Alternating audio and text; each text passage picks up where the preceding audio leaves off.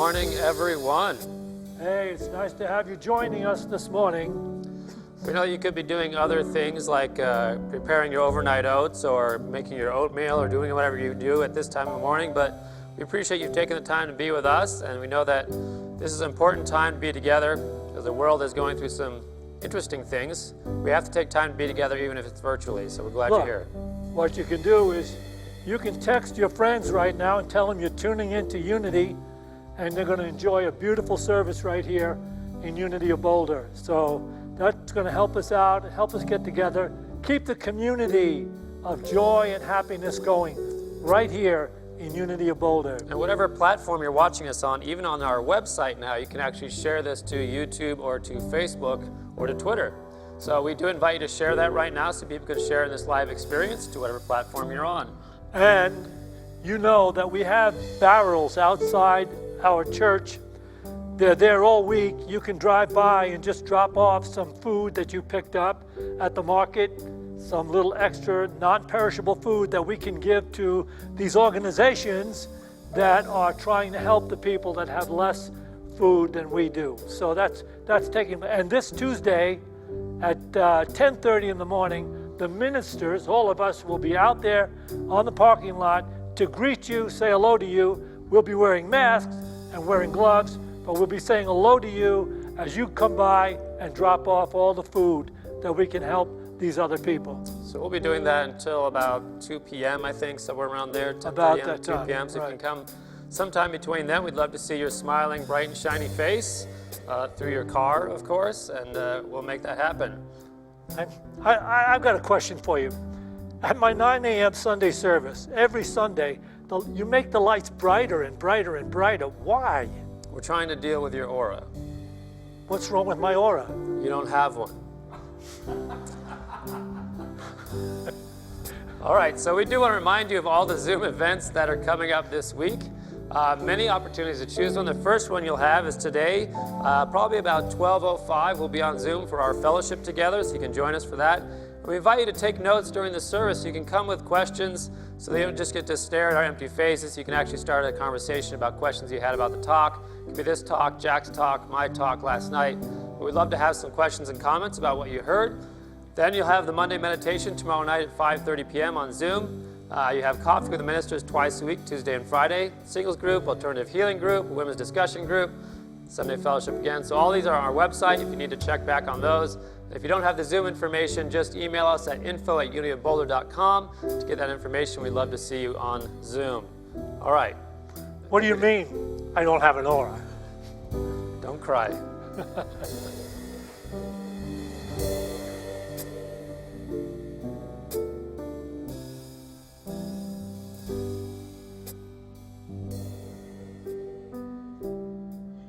Good morning. Let us take this moment now to recharge our spiritual batteries. And we can do this by relaxing, breathing, and letting go. In this moment, let us put all the trials and tribulation of the world and our lives on pause. And just breathe in this moment.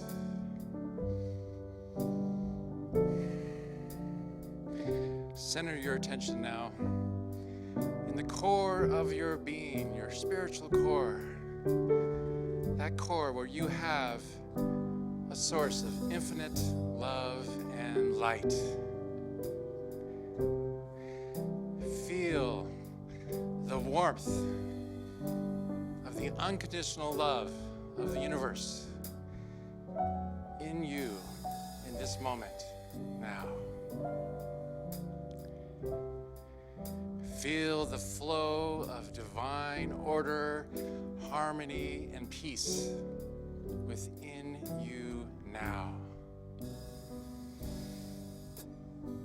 Breathe. Breathe into the blessings and grace of Spirit. All that we need is inside us now.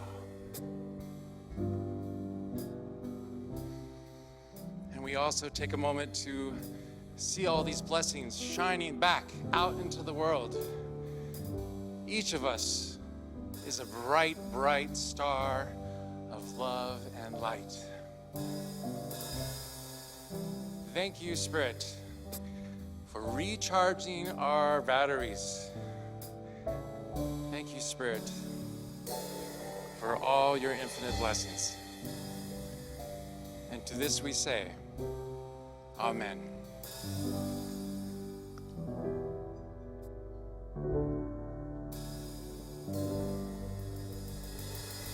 Thank you, Steve. So I invite you to sing the chorus of this song with me at home. I know you know it. And we're going to change the pronouns each time, so it's more meaningful to us. But I think this song, even if you're staying at home, you can do amazing things.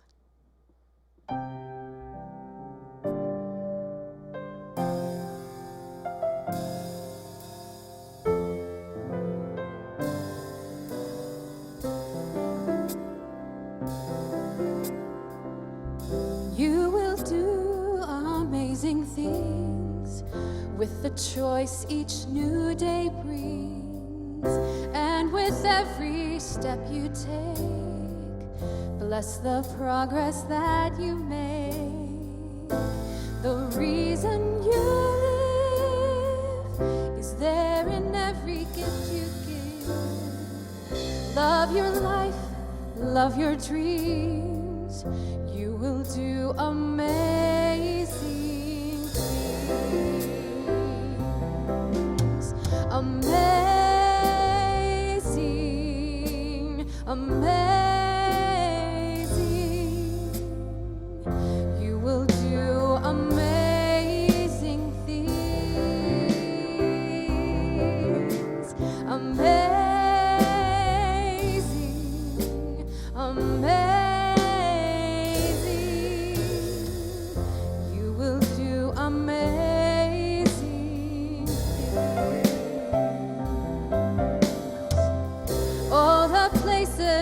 You will go, and the people you will know.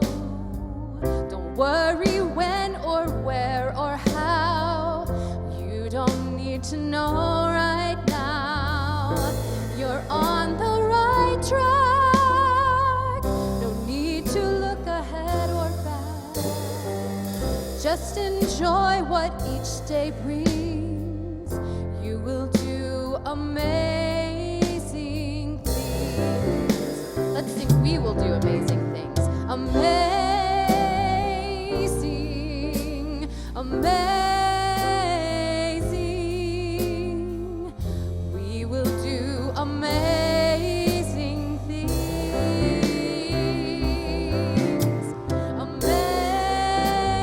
Amazing, amazing.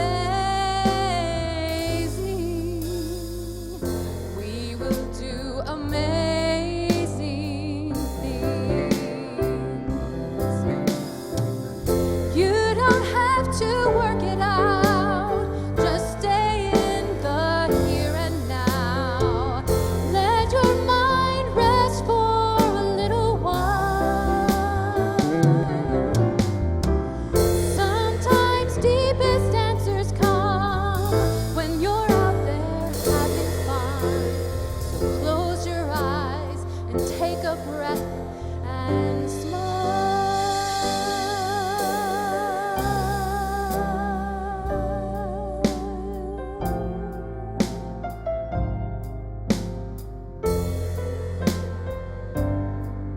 Let's sing I will do amazing things. Amazing, amazing. I will do amazing things. Amazing, amazing. I will do amazing.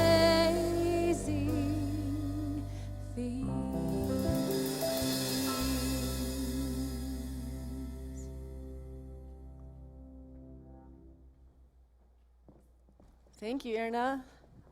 Thank you, band. Beautiful way to start.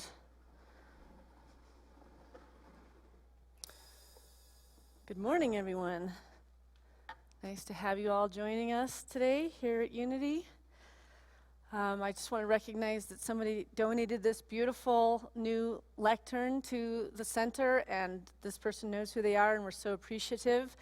We thought the other one looked fine, but I guess others did not. So we've got this beautiful new diamond of a lectern here, so we're very, very grateful. So when I was writing my sermon for this talk, I thought it was Mother's Day this Sunday.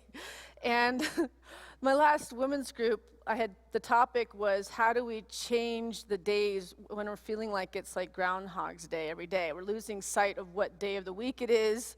And I'm sure I'm not the only one. It's kind of a repeat of the same day over and over. And so I'd heard in the ethers that Mother's Day was coming, and somehow my soul was like, well, it's this Sunday, and it wasn't. So this is a little bit of a Mother's Day talk, but not completely, and I will add on to it next week. But I wasn't going to write another sermon when it was already done, and it was clearly what Spirit wanted to have shared. So this week I was on my way for a run at a lake, and I was listening to the radio on the way there, and it's a morning show that I like, and they do funny stuff, and it's just nice to hear funny, joyful things before, you head out on a run.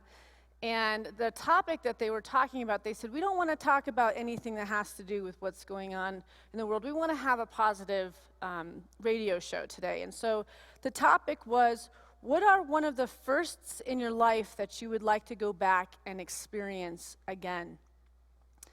And, floodgates of stuff started coming to my mind, but I was loving what people were calling in, and I'm going to share a couple of the answers that they came with. And so the first person called and said, I would like to go back to my first kiss with my wife, all the buildup and all the excitement that led to that incredible moment.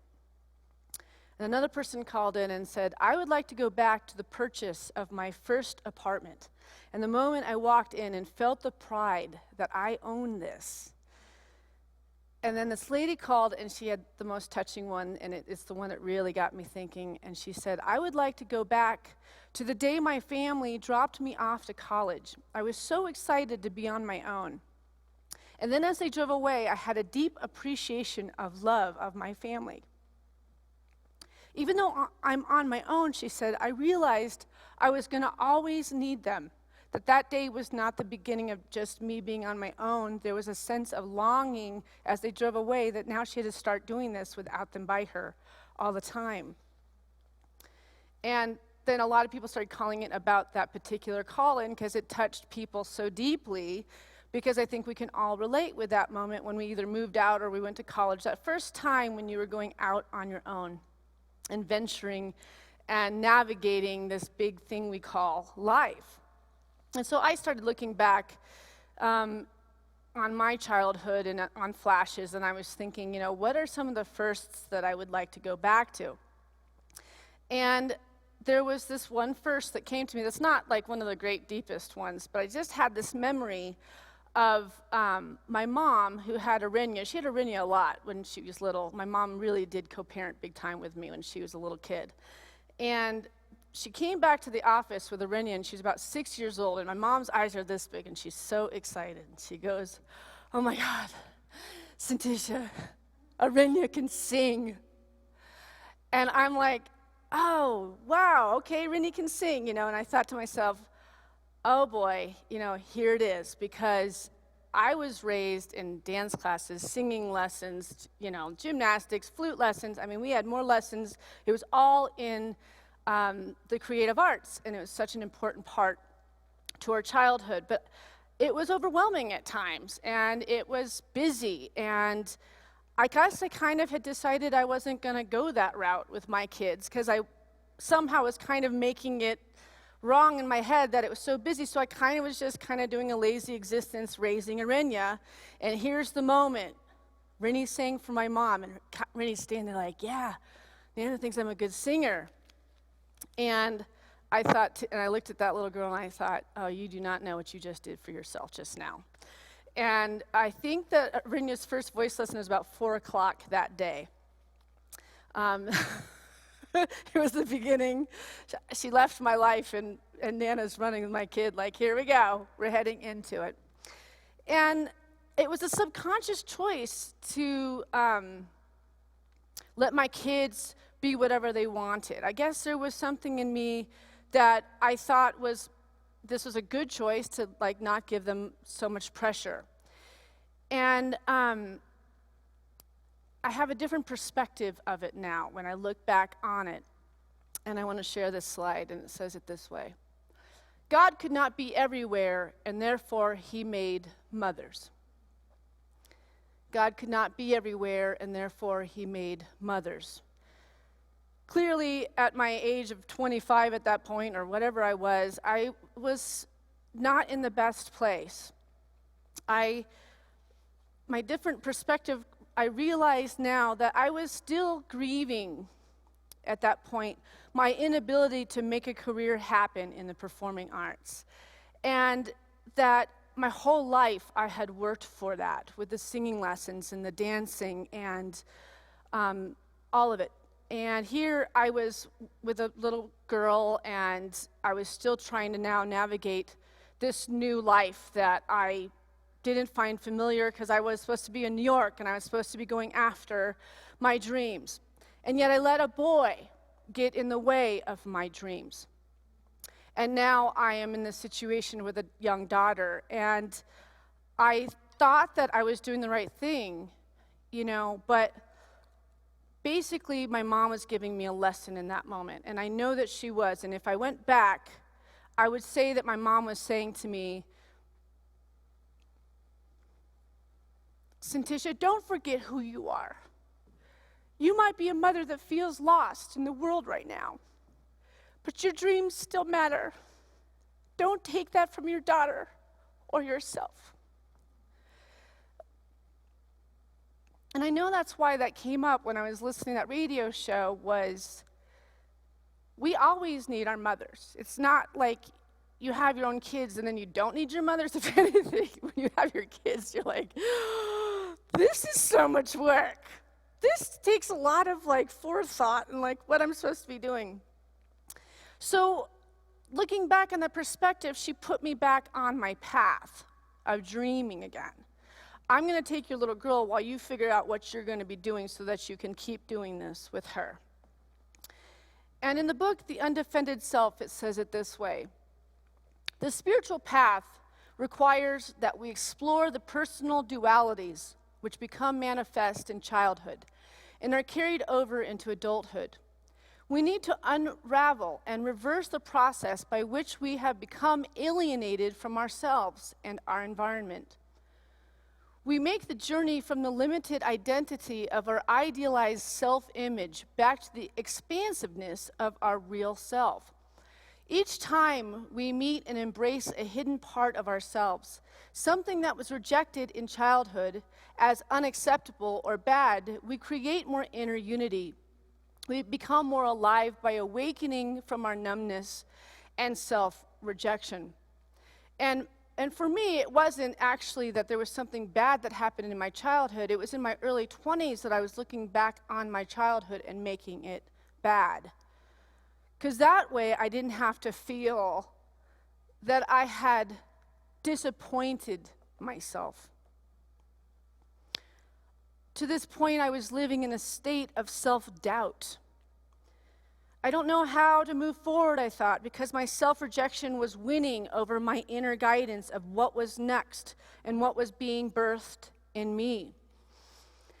And the very thing that made my childhood was those moments on the stage, dancing, and my peers, and singing in church with my brothers, and singing in the choir, and watching my mom orchestrate phenomenon out of all these people, the talents, and she could just collaborate and do literally magic in front of our eyes. And somehow I had made that wrong, that was outside of myself, that was something I couldn't attain. But the truth is that inside the sorrow that I was feeling in my early adulthood was the greatest joy I had ever experienced. on Joy and Sorrow by Khalil Gibran. Everybody knows this is one of my favorites, and I use this at least once a year. When you are joyous, look deep into your heart, and you shall find it is only that which has given you sorrow that is giving you joy. When you are sorrowful, look again in your heart, and you shall see that in truth you are weeping for that which has been your delight. Some of you say, joy is greater than sorrow, and others say, nay, sorrow is the greater. But I say unto you, they are inseparable. Together they come, and when one sits alone with you at your board, remember that the other is asleep upon your bed.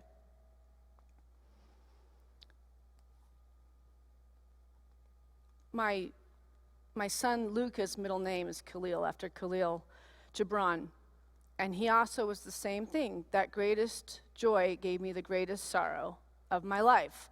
And being a Libra is the balances, that's my nature. I'm always looking to the dark and the light and trying to find the middle balance, which I think we all on our spiritual path are on that journey to find balance between the light and the darkness, the joy and the sorrow. And many of us sit in this place right now, which depends on what day it is. For some people, it's what hour. Am I in joy or am I in sorrow? Is this Groundhog's Day experience where we're isolated, stuck in our thoughts, feeling and remembering our whole lives? And I think it is that. That's what's coming up, and that's why I loved that radio show, is this is a time to ponder all that we've been through. The joys, the losses, the in-betweens, the learning lessons. I just feel like I'm living, going from the beginning till now, to the beginning till now, to the 20, to the 30, to the different things that have cultivated the deep understanding that I have in God and revealed to me over and over and over again that God is honorable and God is always driving and directing everything, even what's going on in the world right now. But we can't be afraid to feel what is coming up, because all of our things that distracted us have been taken away, a lot of us. I mean, we still have computers, and we still have Facebook, and we still have things like this, but we can't just go shopping and grab something, or just go and see friends and have a nice dinner on Friday night. It's all those wonderful things that make everything so wonderful. We've had to find a new normal right now. We've had to be extremely vulnerable and almost take away all the smoke screens that kind of protected us from feeling how we're actually doing, right? So when all those things are taken away, we are revealed unto thyself. And when you have flashbacks of things coming back, it's probably stuff that still needs some healing. In the undefended self, it says every time we relax into the feared or denied part of ourselves, we go through a kind of death of our idealized self-image or who we thought we were, which leads us to a new, deeper level of inner life. Each such death prepares us for the great death, the death of the ego, separation from God, where we know ourselves to be one with God. We come to know our essence as manifestations of the one life force, which transcends the life and death of the body. So are we being asked to slow down and allow the revelation of a new birth within ourselves to happen? And would it happen if we all got to go back to normal last week, like they said, or partially back to normal last week? And what we're noticing is they keep saying, well, we're partially going to go back to normal, and then they say, nope, 2 more weeks. Then we get to that point, and it's like, nope, 2 more weeks. And you realize you have to stop being attached to what they say we can do, be, and feel. Let's quit putting energy that these people outside of us have any control over our happiness. You know, the Native Americans say when things are difficult and things are tough, they say, it is what it is. It's called acceptance. And whatever's being called We have to be with that. So let's stop thinking that something outside of ourselves is going to make us go back to normal or to a new normal, but to relax into the feared places, into the joyful places, into the storytelling, into all of the wonderful things that are also happening. Some people are getting on just fine during this time, while others are relaxing into the feared or denied parts of themselves. While we have this time for introspection, we are more heightened in awareness of what was not working in our lives before the world shut down. Or we're visiting unhealed issues, mentally, physically, and spiritually. If we were having trouble in a marriage, then that could be deeply on the unfoldment of what is needed at this time. If you were in a job you didn't like or didn't feel appreciated in, that could be on your mind right now, and looking through all the jobs you had in your life and how you keep creating things that keep telling you that you're going to be in jobs where you're not appreciated. If you have unhealed relationships with family and friends, then that could be on the mends right now, or at least, percolating in your spirit, wondering, how can I reach out and start bringing healing about? At this time, I know a few people that have reached out to family members that they didn't talk to in the last 10, 15 years. That's a feat right there. That's a miracle. That they got out of their ego enough to pick up that phone and say, how are you doing? And all of a sudden, there's this perspective of, what is really important? Is it more important for me to be right in this relationship where I haven't talked to you for 15 years? Or is it more important for me to be peaceful and joyful? My dad used to say that all the time when we'd be bickering about things and trying to prove who was right and who was wrong between my siblings and I. And he'd always say, is it more important for you to be right or to be peaceful? And that's been one of probably the best insights of, I hear him saying that in my head when I want to be right. I know what it's like to want to be right. I think we all do. But eventually you realize even when you do conquer and you prove that you're right, you leave feeling small. Because the Spirit really just wants to be peaceful and in allowance. Paul Ferrini says, you see what you choose to see because all perception is a choice. And when you cease to impose your meaning on what you see, your spiritual eyes will open and you will see a world free of judgment and shining in it endless beauty. The shackles of earth will fall away, and you will say with compassion, there I walked too when I was afraid and learned to walk through all my fears. It is a holy place, a place where every enemy became my friend, and every friend a brother and a teacher. It is a holy land where the dream of death and separation came to an end. I feel privileged to have taken the journey and happy to be home at last. Then you will know that you did not have to take the journey to be saved. You could have stayed home without any taint on your innocence. But had you not taken the journey, you would not have known your innocence, and as your father, mother does. An angel who has not fallen from grace can never be a co-creator with God. This is very important. An angel who has not fallen from grace can never be a co-creator with God, for he or she is not capable of conscious creation. To create consciously, you must understand your creation. And to understand your creation, you must join with them and experience their journey.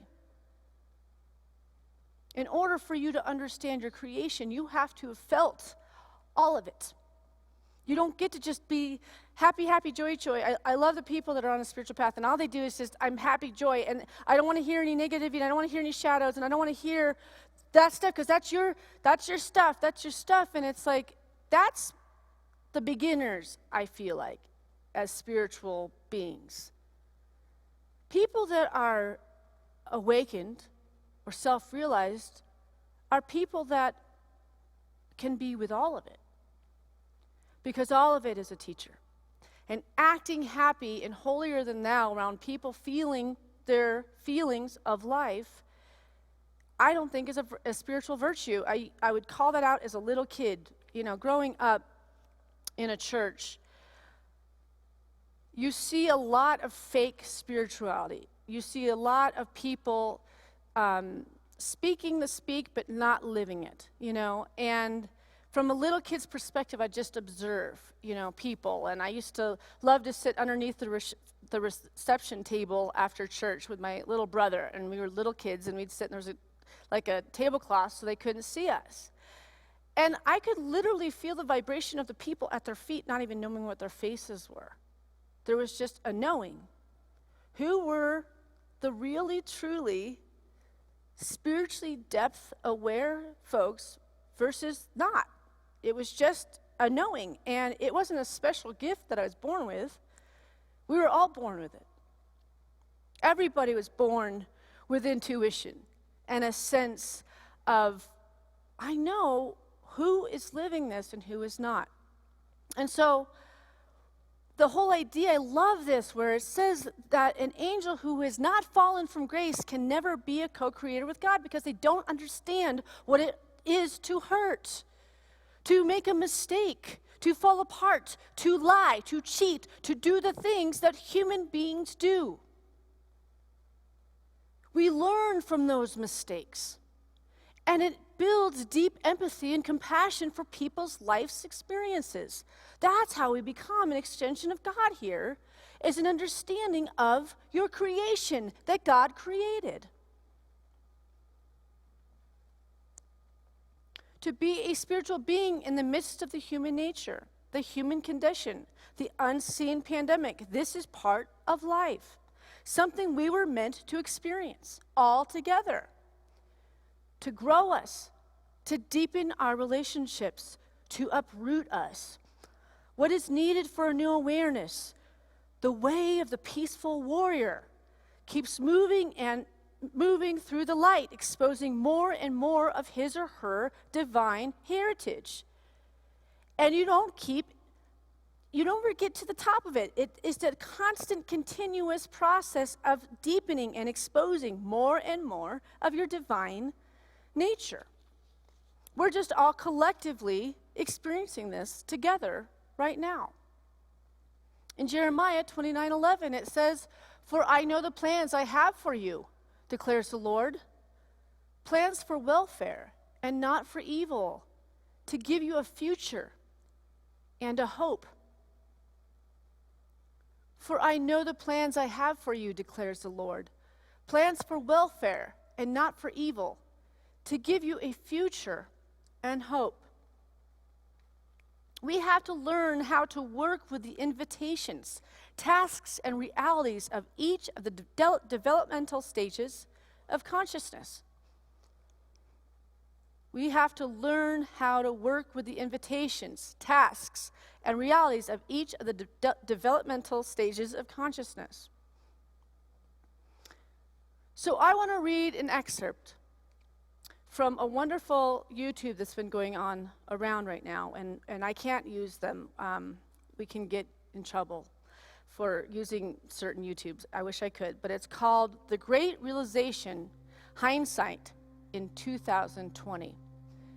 And it's a YouTube where a father is reading to his son, and his son is asking, I want to hear the story about the hindsight in 2020.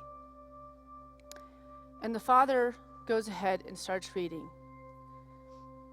"It was a world of waste and wonder, of poverty and plenty, back before we understood that hindsight is 2020.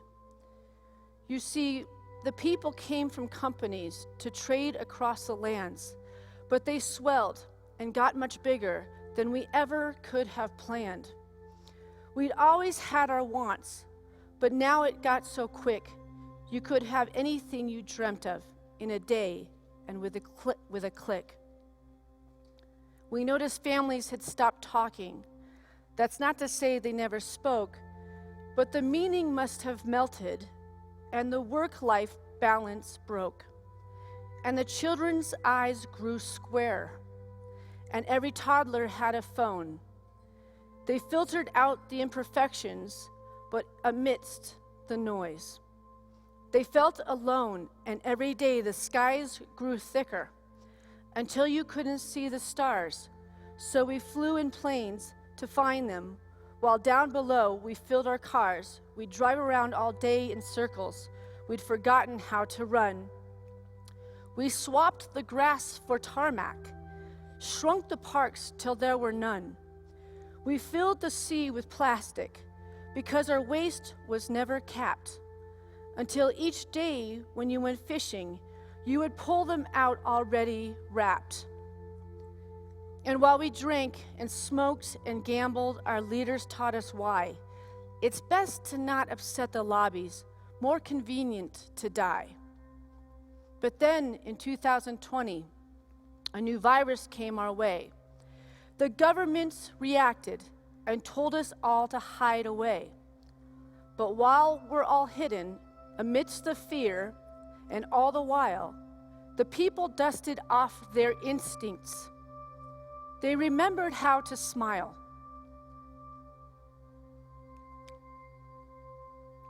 They started clapping to say thank you and calling up their moms. And while the car keys gathered dust, they would look forward to their runs. And with the skies less full of voyagers, the earth began to breathe, and the beaches bore new wildlife that scuffled off into the seas. Some people started dancing, some were singing, some were baking. We'd grown so used to bad news, but some good news was in the making. And so when we found the cure and were allowed to go outside, we all preferred the world we found to the one we'd left behind.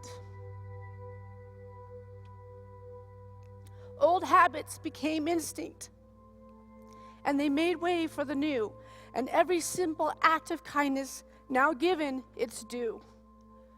But why did it take a virus to bring the people back together, the child asks. And the father says, well, sometimes you have to get sick, my boy, before you start feeling better.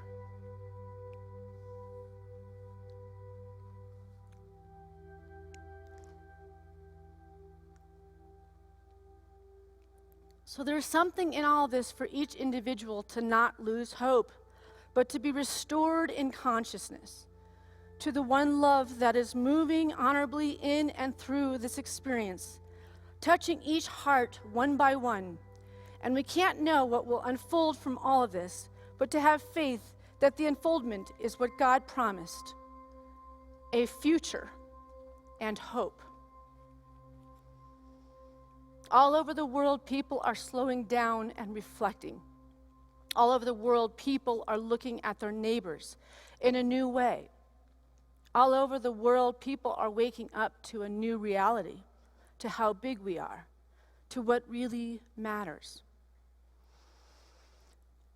I want to show a funny video of my daughter and I yesterday. We were out and about doing errands. Well, we were actually going to Walgreens and getting makeup and stickers and some fun things to do for the day. And on our way back, we stopped at the mailbox just to check the mail. And there's a whole herd of sheep that live right along the mailbox. And when we got back in the car after getting the mail, we noticed that they're up on the hill and they all look like they're in a perfect line, like they were waiting to start a parade for us. And we got the giggles just seeing them sitting there. But eventually they started walking and a song came to mind, and I videoed the song as they started their parade. And my children, one of the things they always say is, you are the only one who laughs at your own jokes. But we'll just see. We'll just see. Oh, when the saints come marching down. Oh, when the saints come marching down. Well, I want to be in that number. The saints come marching down. Oh, when the saints come marching down. Oh, when the saints come marching down. Well, I want to be in that number. The saints come marching down.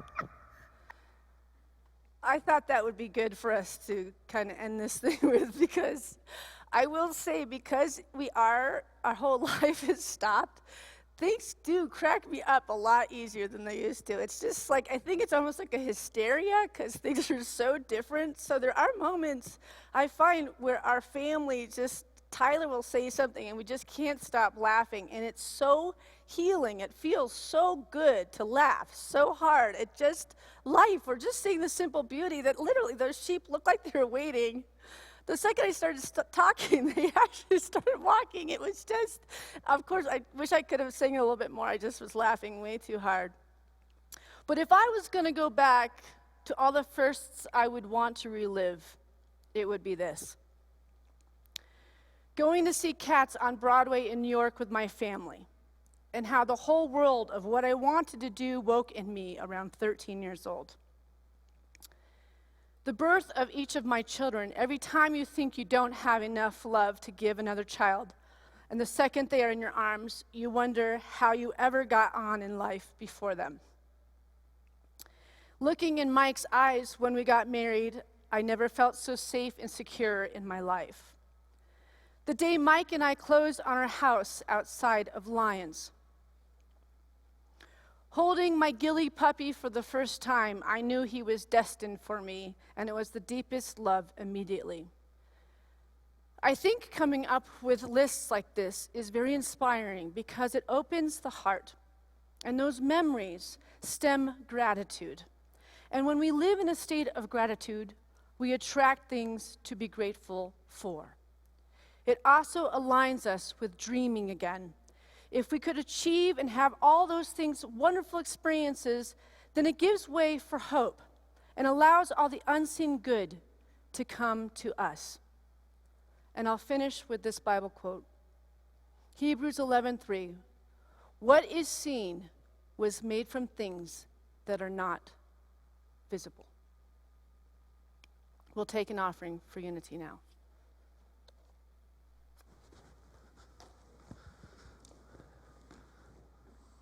Thank you, Syntysche, for that. And yet another inspiring talk to get us all back on track here. Well, things are slowly, gradually becoming back to normal, and here we are, Unity of Boulder, still going on sort of like normal, still doing the services, still doing the staffs here, working all throughout the week, doing what we do, depending on you helping us out to do that through your donations and your gifts. And so we recognize here at Unity of Boulder that when we give, it's not to just support this organization, but it's to support our own spiritual growth, because we can't really grow until we learn to give, until we learn to open up those channels of giving through us that have been blocking all those power centers in the body. So in order to open those up, we've got to learn to serve and to give. So we have many ways to give to Unity of Boulder, which are here on the slide that you're probably looking at right now, so I invite you to join one of those. If you don't have an access to that, there should be a donate button on your screen, no matter what platform you're looking at, to be able to give in that way.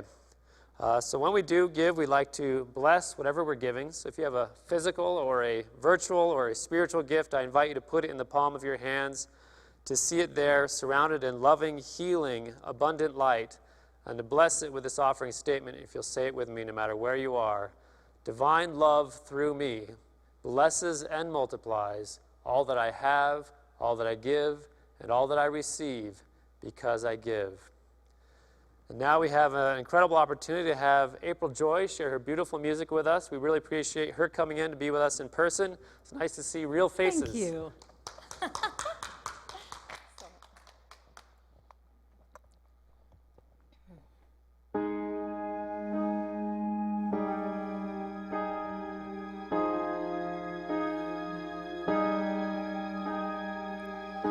As I lay me down, heaven hear me now. I'm lost without a cause, giving it my all.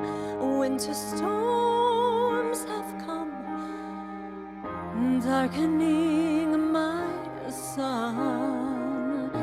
After all that I've been through, who on else can I turn to? I live in you. I live in you.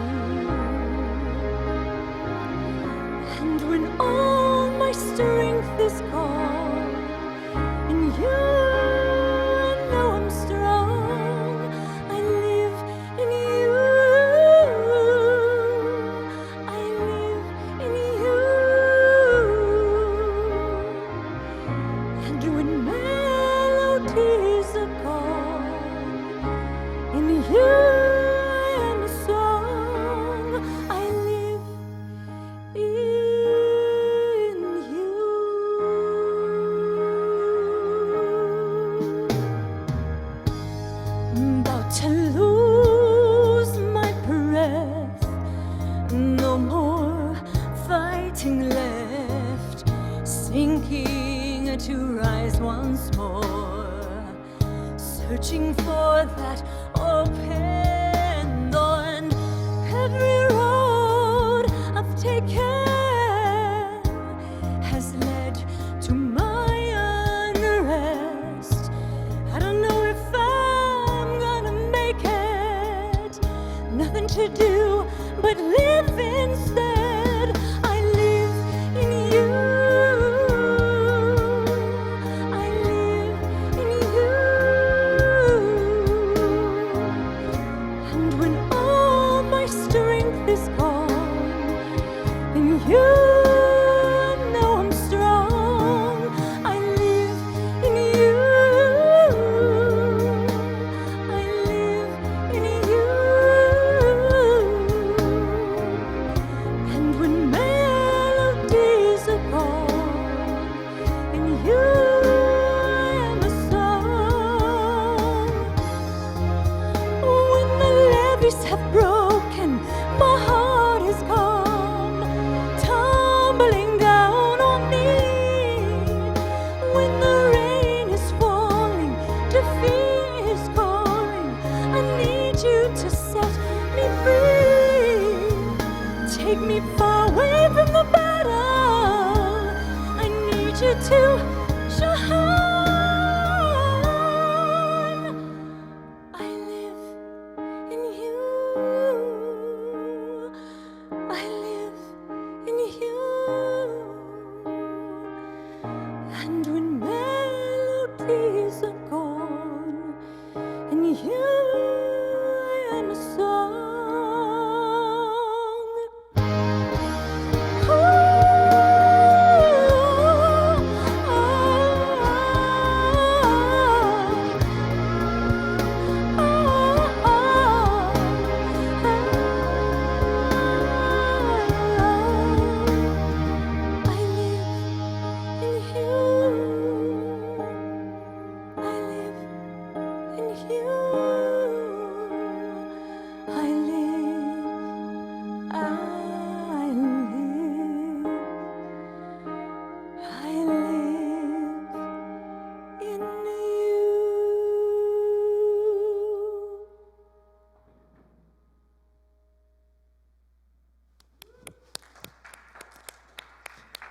All right, I'm going to invite my family up, and we're going to close with Peace on Earth.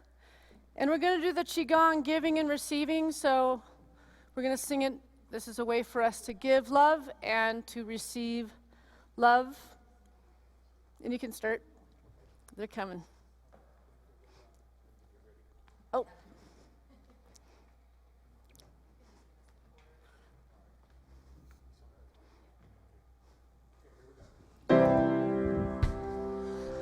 Let there be peace on earth, and let it begin with me.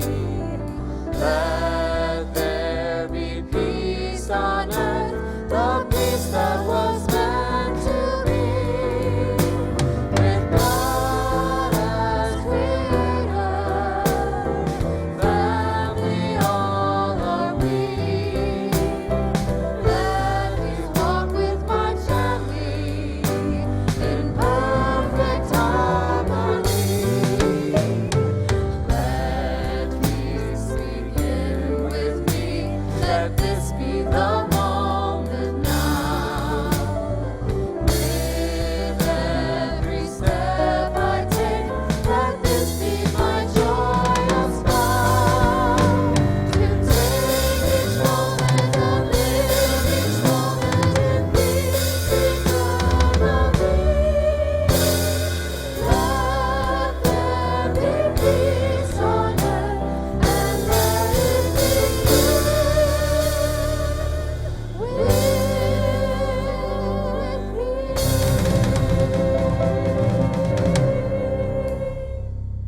So it is. We love you. Thank you for joining us.